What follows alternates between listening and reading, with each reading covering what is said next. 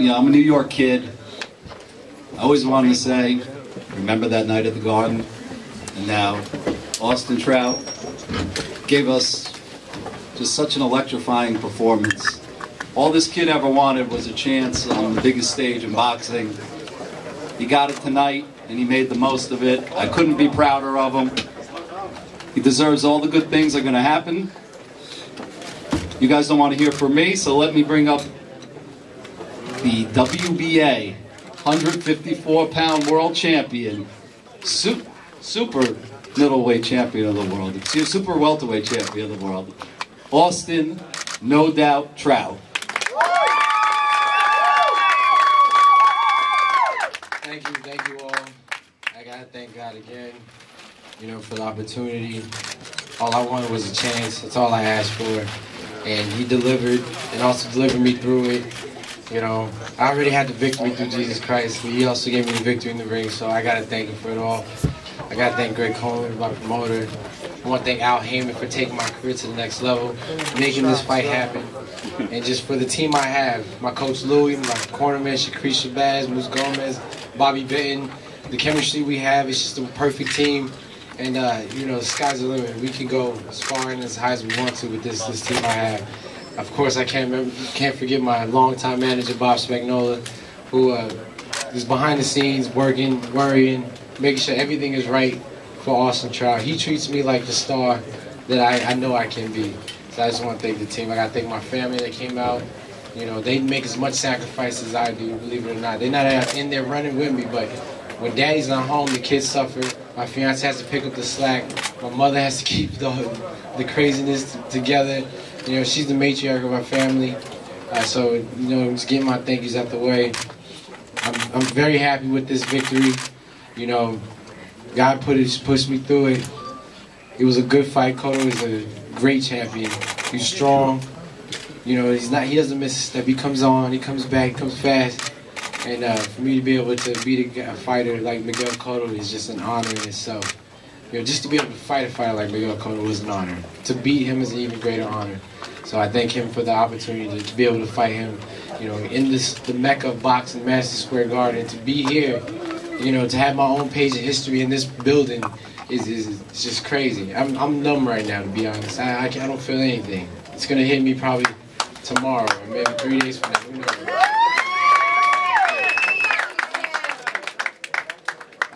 I got everything out the way. Any questions? Austin, did you think the fight was supposed to the way it was scored? Because it's in Madison Square Garden, there were a lot of close rounds. I felt I pulled out, but didn't know if I was going to get.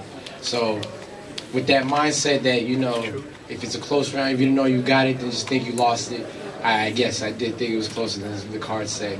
But, if there's any doubt if I won or not, I'm all up to doing it again if we need to. I believe so. They was on my gloves, LCNM, Las Cruces, New Mexico. They shouldn't have a question of who Austin Trout is. I believe I showed a lot of great skills, toughness, whatever you need. I believe I showed that tonight. Austin, this was your coming out party. Very few people believed you could pull it off. What was it like from your perspective, going into the fight and being in there, hearing the crowd, and still pulling it off? It's a big, I told you so kind of thing. I knew what I had, though. I wasn't able to show the best of Austin Trout, and I still, to be honest, don't feel like I was able to show the best of Austin Trout, but it was pretty darn close. So I'm more than happy with this performance, and I hope the fans are happy with it, and I hope they bring me back to New York. I love fighting here in the Garden. You look relatively unmarked. Did you feel any punches in that ring? Oh, Miguel Cotto is a strong fighter. I definitely felt some punches. I was blessed with good skin that doesn't swell up. He did hit me with some good shots. To say I didn't feel anything would be a lie. I definitely felt a lot of shots he gave me.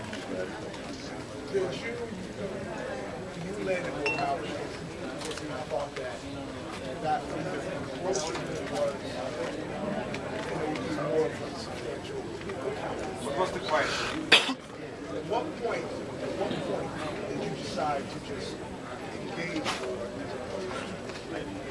boxing? I think after the first quarter of the fight, my coach was like telling me, "You're giving the fight away. You're in the Garden. You know, he's undefeated. He wants to stay undefeated in the Garden. They want to keep him undefeated. He really lit a fire in my ass. And, you know, we had to go back to the game plan. I was kind of falling into his game plan. And so that was that point when I was like, you know, I just got to let these hands go. Like I've been telling people, I got to put leather on them, but I wasn't doing it. So, you know, I think after the first quarter of the fight. Austin, how much of a factor was your style? I think the left hand was a big factor. I caught him with some good left hands, overhands. Stepping around him to my right, counting with the jab was a big thing. I think it was a big factor in this fight. And I'm not just a left hand, I'm a good left hand. I know how to use it. Yes, sir. What's your dream scenario of who you would like to fight next? You know, I'm trying to be the best of this division. I want to clean out my division. And I feel like getting all the belts would be the next thing for me to do. So I got the WBA belt. It's time to get the WBC belt. And after that, we work on the IBF. So Canelo should be next. That would be my dream scenario. He wants to fight May 5th. I think that's perfect time. I even think about taking the fight in February and coming back in May. Did you ever feel that you haven't hurt enough to try to go for the knockout? I felt I did hurt him, and I didn't want to be too hasty in it, though. I did go in to try to catch him, but, you know, he had decent defense, which showed me that he wasn't that hurt. So, you know, I did go in for some good, for the kills, so to speak. He neutralized it with his defense, so I fell back and went back to the game plan. Austin, you said to me on Wednesday that you felt like you had to kind of climb in the Hey guys, quiet over here or we're going to kick you out. I guess my question to you now is, like, what is the view from inside the house now that you've gotten a career-defining victory? And what does this mean to you personally? It looks good. I'm happy that I can sit on the couch and kick my feet up. But that doesn't mean in no way that I'm gonna get comfortable. You know, this is when the hard work starts. You know, I understand staying on top is harder than getting to the top. And, you know, in some eyes I might not even be on the top yet. So I'm gonna just keep working, keep climbing to be pound for pound, without a doubt, the best. Austin, congratulations. 2-point question. Thank you. When was it that you started to realize that Cotto's eye was swelling and he couldn't see the counter right hook that you were throwing over the top? It looked like he had about, actually, you know, I would say maybe around the 4th or 5th round. When I first saw the mark, and I just kept trying to work that. And then I saw that about the 4th or 5th round, yeah, his eyes was closing up. And that's when I started trying to really land that hook, hook uppercut. You know, that's I would say about the 4th, 5th round. Now the second part, you had a tough time.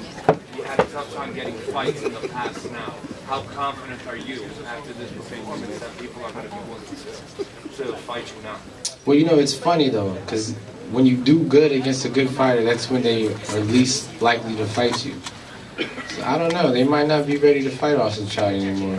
Not all the fighters have the heart of Cotto. Congratulations. Thank you. Okay. Austin, right here. Yes, sir, Dan. Congratulations on your win. Thank you. I know you, I think you were calling out Canelo Alvarez in the post-fight on Showdown. Saw him sitting ringside. I wonder, you know, they were going to set up Miguel Cotto against Canelo in the event that Miguel won. You won the fight. How much do you want to fight Alvarez? And I think back that maybe he would want the opportunity to fight you to avenge the loss that his brother took against you. Your thoughts about that? Well, you know, you would think he'd be ready to fight me since I'm the one who beat Cotto. You know, I'm trying to fight the best. I beat his brother, I beat Cotto. Those are the two people that he wanted to avenge and he wanted to fight. You know, I want to be the best. I want to fight the best. So to me, logically, in my mind, he should be wanting to fight me. Not to mention I have a belt. Why would you not want to unify? There's nothing left for him to do, well, besides fight a real junior middleweight, but to get another belt. So I would think he would try to fight me, but that's my thinking. Not everybody thinks like me, apparently. And one other thing for you. When you heard the scores, and one of them was extremely wide, we're in New York City, we're in Cotto's house. Did you have a moment where you thought, oh my God, they just took 11 rounds from me? I did. When I heard unanimous, I was kind of like, uh-oh. Yeah, but, you know, I asked God to give me a fair shake. I don't want anybody cheating for me, and I don't want nobody to cheat me. If I lost, I lost. So that's what I prayed. I asked God, if I lost, Lord, let me lose. You know, if I win, just give me that fair shake. And, you know, when I heard that unanimous, I was a little a little nervous. And then, you know, when they said hands still, my heart dropped. All right, I want to ask, thank you so much, Austin. Please stay here, but I want to ask up to the podium now the legendary Miguel Cotto. Please give a hand to Miguel.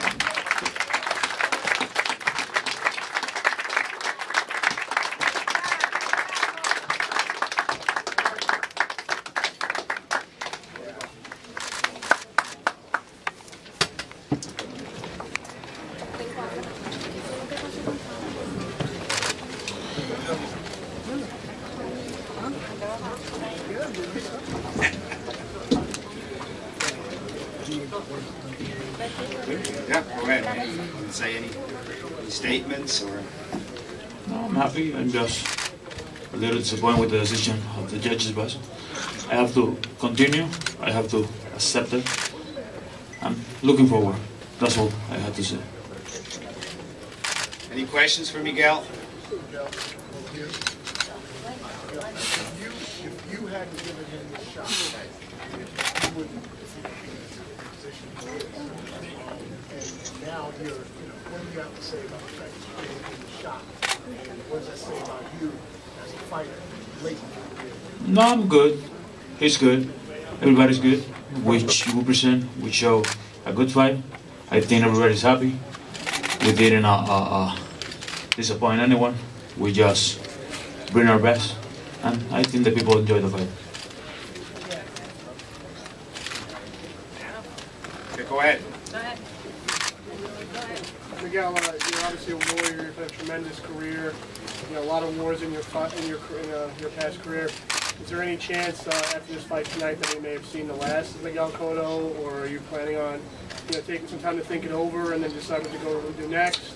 I'm just thinking and pass the Christmas with my family, rest a little bit, and take this time just to think. You know, I'm not finished yet. Still with boxing in my mind. Just want to rest with my family the rest of the year. Miguel, do you think that the refs scored that fight on him because of some of your face swelling and the cuts and the bruises on it? I don't know. You know, you have to ask them. I just have to continue. I can never in my career with thing to said or not. I never make any excuses. You know, I continue my career. I accept my defeat. I learn from them, and I'm just going to continue.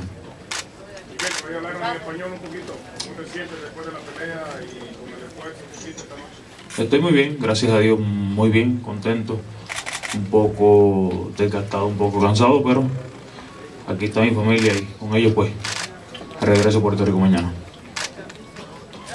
Miguel, you said you felt disappointed with tonight and the scoring. Was it because it was so wide, the loss, or because you felt you won? I think it's an appreciation of sports, you know. Judges can see the fight and give the fight whoever they want, you know. But 119, 109, 117, 111, you know, is too far what the people and what I bring into the ring.